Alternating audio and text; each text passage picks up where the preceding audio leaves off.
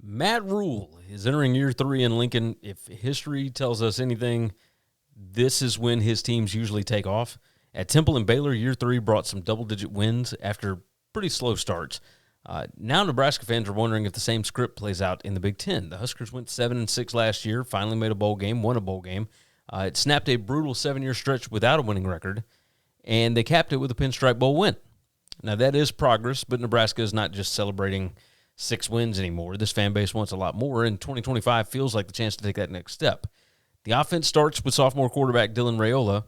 His freshman season had flashes of brilliance, I guess, and plenty of freshman struggles. But now they got offensive coordinator Dana Holgorsen running the show full-time, and the expectations are way up there, right? Raiola's got way more help this fall. They brought in Kentucky transfer Dane to step in as the top wideout. They got a wide receiver, Hunter, from Cal, that adds some depth. Ja'Cory Barner Jr. looks like a breakout star. Emmett Johnson returns in the backfield, and they've got Alabama transfer Elijah Pritchett, who's going to anchor an offensive line that, badly needed some more size and stability.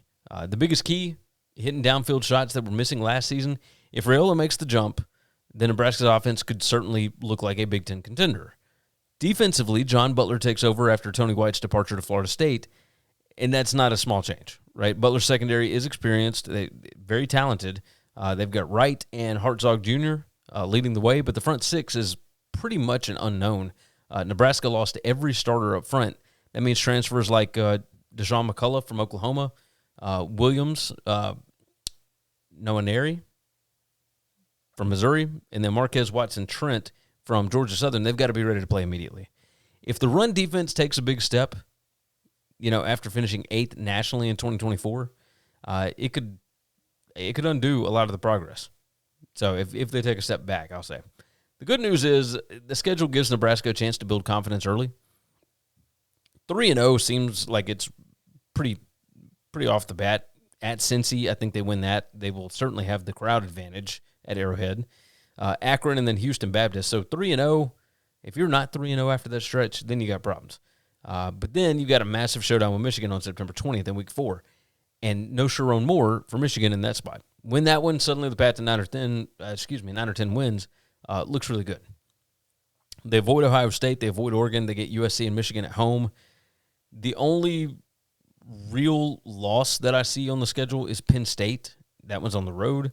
If Raiola lives up to the hype, if Holgorsen gets the offense humming, if Butler can patch together a front 6, like Nebraska could finally start looking like Nebraska again. The win total here is at 7.5. Odds are -160 to the over. That's an implied probability of 60.54% to hit at least 8 wins. Odds to win the Big Ten, a little over 3%. It's plus 3,000, so 30-1. Odds to make the CFP this season are plus 570. That's a little less than 15% probability. Looking at key games, maybe some key stretches. Early season is forgiving. You've only got one projected top 60 opponent in the first 6 games. And then the back half gets a little rough. You got a home test against USC. You got a road trip to Penn State.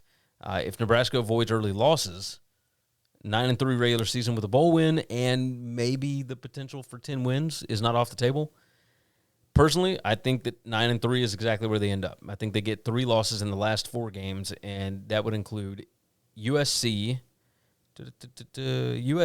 at Penn State, and then I think they lose the game against Iowa at home. Thanks for listening to Winning Cures Everything. Make sure and follow me on Twitter @GaryWCE. If you want to toss in a question, you can email me Gary@winningcureseverything.com. Make sure and hit that subscribe button, and we'll see you next time.